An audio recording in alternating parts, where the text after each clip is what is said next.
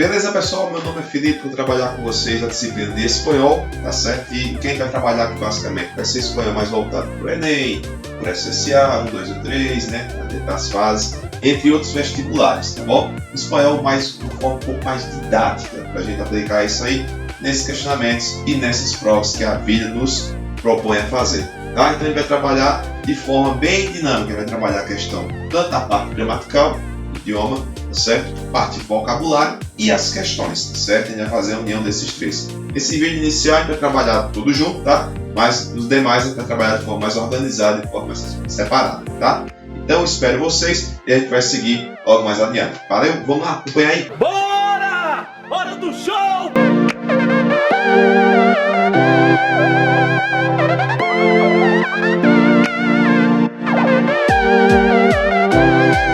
I'll get it. Whatever were you doing? It's good here.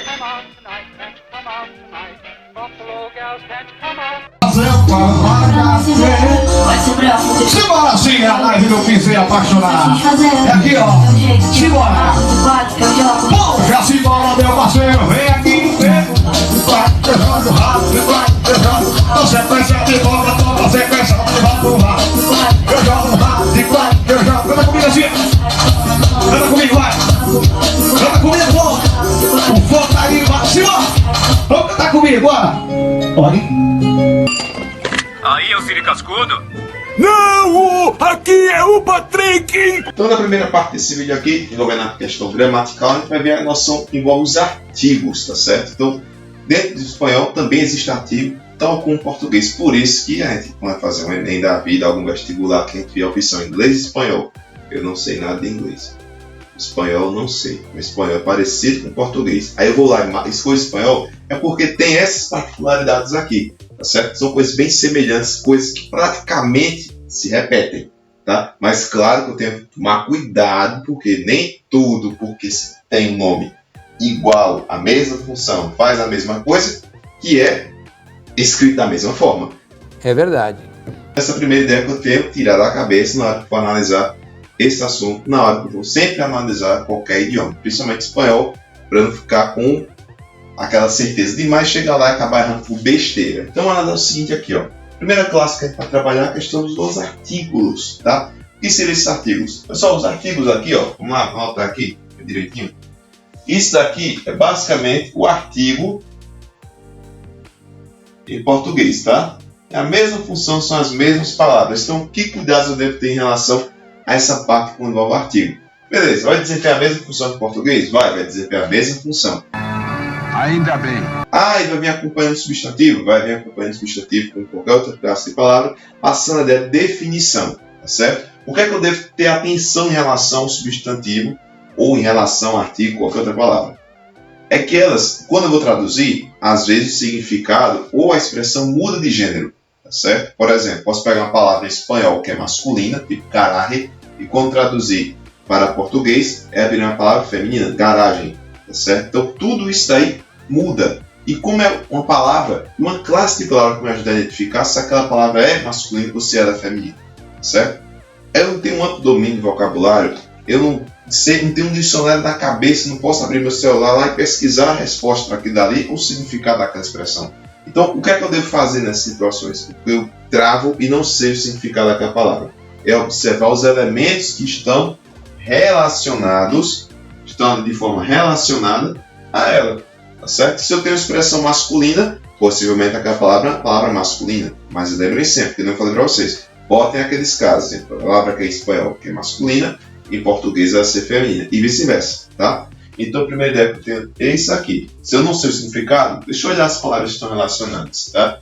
Eu estou com dúvida nessa palavra, essas palavras masculina e feminina. E às vezes, identificando isso daí, me auxilia muito na tradução do texto, tá certo? Principalmente, e me ajuda a identificar naquela questão, eu não sei, mas eu acho que é isso. Aí você consegue chegar um pouco mais próximo do significado real daquela palavra quando faz essa relação. Lembrando sempre, é bom você ir treinando, verificando, para adquirir o máximo vocabulário possível, para não bater a dúvida na hora e chutar qualquer coisa, certo? Para ficar chutando para jogar bola, tá bom? Bicho tá seco, tá grosso. Então é o seguinte, primeiro ponto que a gente vai analisar aqui, deixa eu achar uma canetinha um pouquinho diferente. Ih, a vermelha sumiu. Mas, rapaz, cadê a caneta vermelha? Sumiu! Tava aqui a caneta vermelha. E tá, se encantou. Então é o seguinte, ó. A primeira ideia que a gente vai analisar aqui é o seguinte, ó. O artigo ele pode ser classificado em definidos e indefinidos. Então a primeira ideia que eu devo ter em mente é o seguinte. Se é definido e se é indefinido, vai passar a mesma ideia que passa em português. Ótimo. Se chegou até aí, filezinho. Mas o que eu quero entender é o seguinte, ó. Que em português eu tenho uma grafia, em espanhol eu tenho outra, né?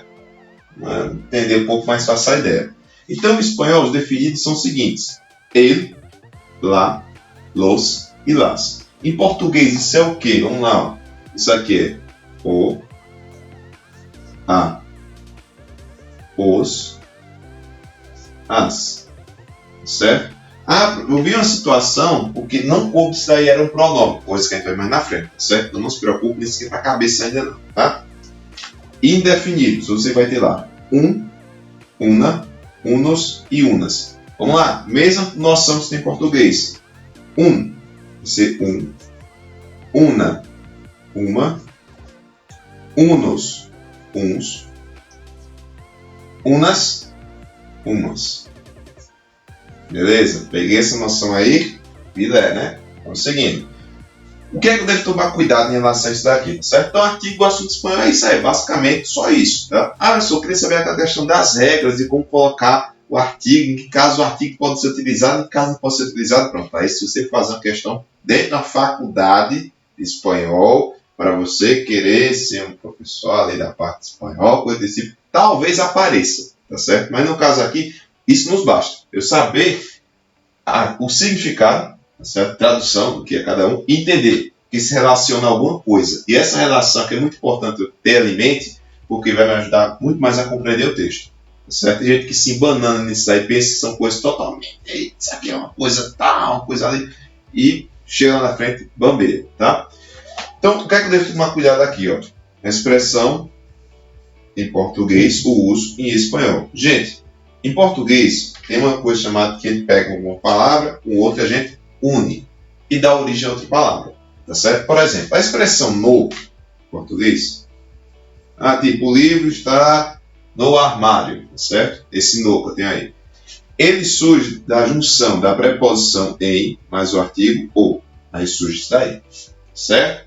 Em espanhol, a gente não tem essa mescla, certo? Não se junta, são independentes, você não quer conversar com a outra, não. Tem alguns casos que se juntam, outras palavras com algum aqui e acolá? Tem, existe isso daí, certo? Mas o artigo, a conversa é diferente, tá certo? O artigo não, eu consigo passar o significado, eu me entendo aqui, deixa comigo que eu resolvo a parada. Então, basicamente, é isso que ele faz, tá certo?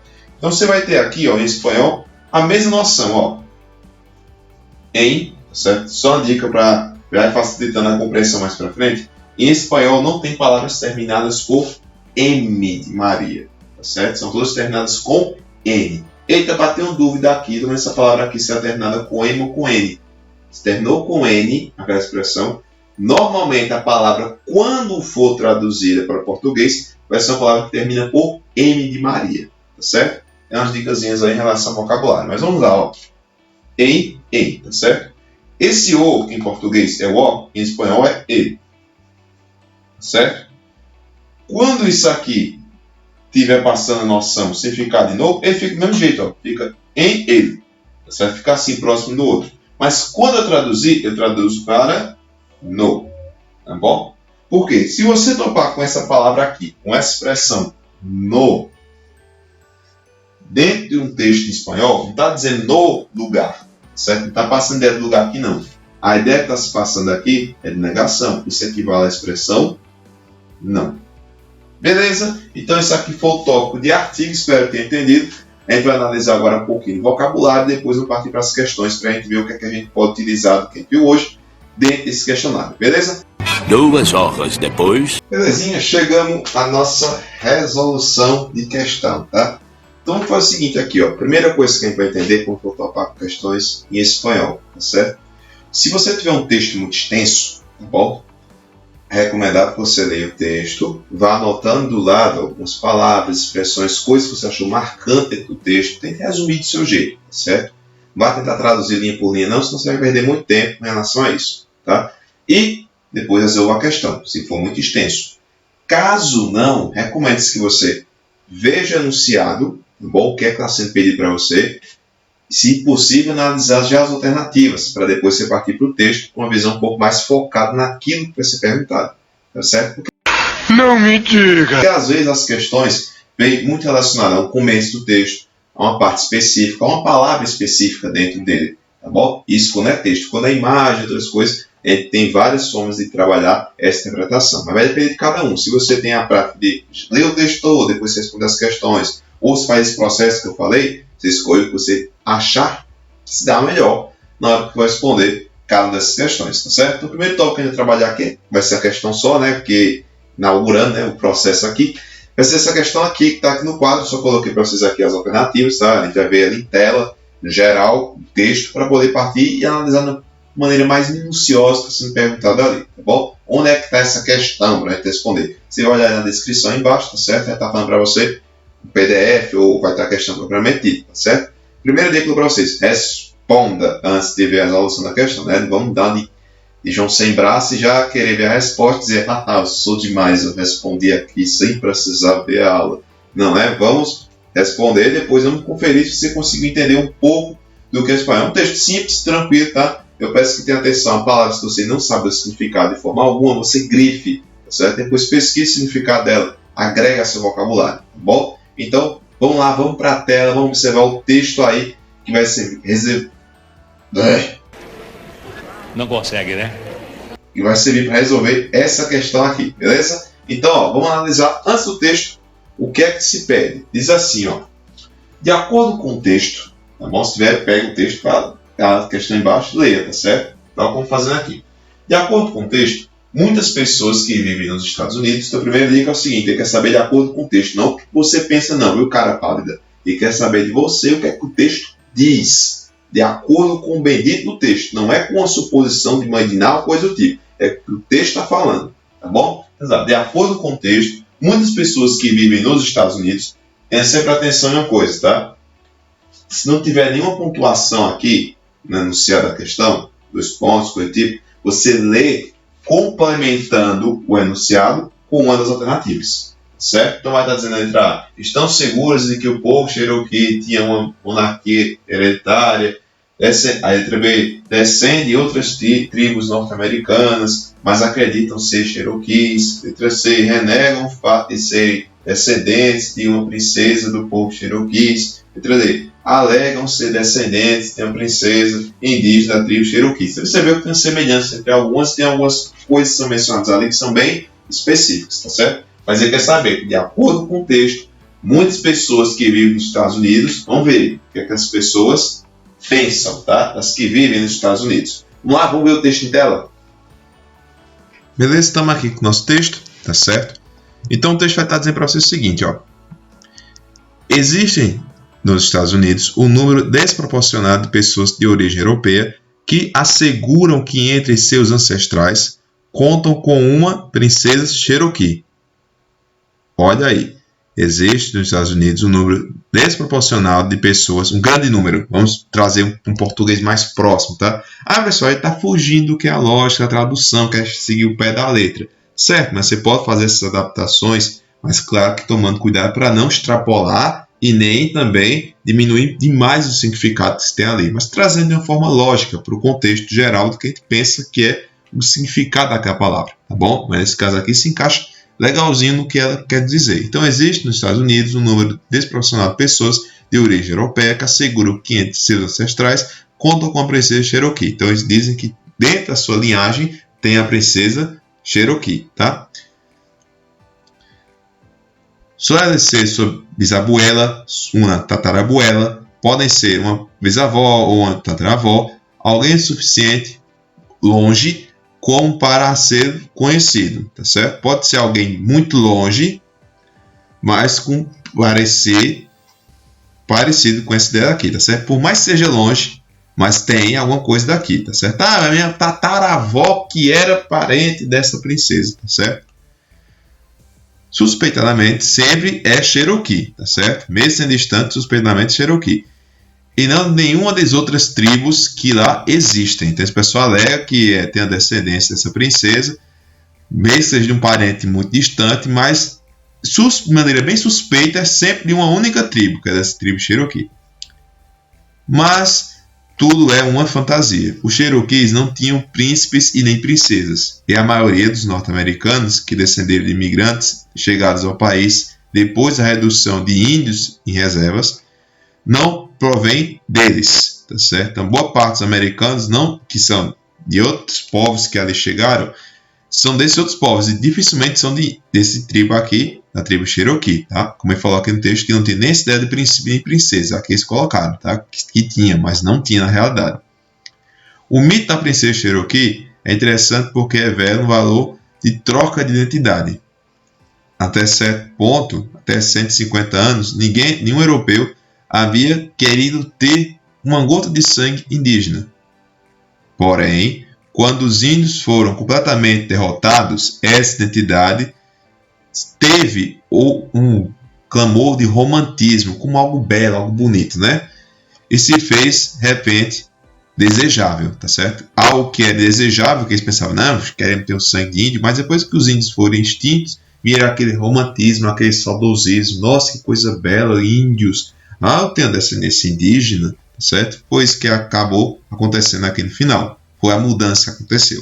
Vocês perceberam que durante o texto, lá a maioria, los Cherokees, os Cherokees, el mito, o mito, la reducción, a redução. Percebeu a presença dos artigos, coisas que a gente já viu hoje, estão aqui presentes dentro do texto, tá certo? Então, de alguma forma ou de outra, nos auxiliaram.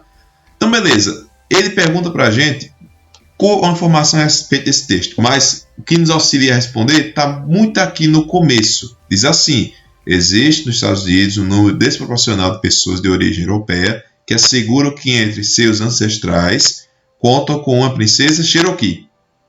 Beleza? Vamos partir para o quadro, vamos ver as alternativas, qual que se encaixa melhor dentro desse cenário aqui. Vamos lá, no quadro diz assim, de acordo com o texto, muitas pessoas que vivem nos Estados Unidos, vamos lá, estão seguras que o povo Cherokee tinha uma monarquia hereditária. O que é que fala no texto? Eles não tinham monarquia, tá certo? Hereditária, não existia isso daqui não. Então, essa alternativa aqui, babau, tchau. Deixa eu pegar aqui, lá, então, essa daqui, tchau. Letra A, não se encaixa dentro do que está sendo falado no texto. Letra B, descende de outras tribos norte-americanas, mas acreditam ser Cherokees. Olha, os americanos eles não acreditam que são de outras tribos, não. Eles acreditam que são de uma só, que são essas daqui. Até no texto eles falam dessas outras tribos, mas falam justamente no quê? Que os americanos eles falam de uma única tribo. Curiosamente, somente dessa Cherokee. E nenhuma das outras eles sequer mencionam. Então, fora essa daqui, tá certo? Letra C. Renegam o fato de serem descendentes de uma princesa do povo Cherokee. Gente, acontece o contrário, né? Não sei. Eles supõem, eles dizem que são descendentes. Meio que, minha bisavó que era parente, tá? Mas eles dizem, eles não renegam isso daí. Uma palavra só, tá? Uma palavra só tornou a letra C incorreta. Então, nosso gabarito é a letra D. Eles alegam ser descendentes de uma princesa indígena da tribo Cherokee. É o que fala aí no começo do texto. Beleza?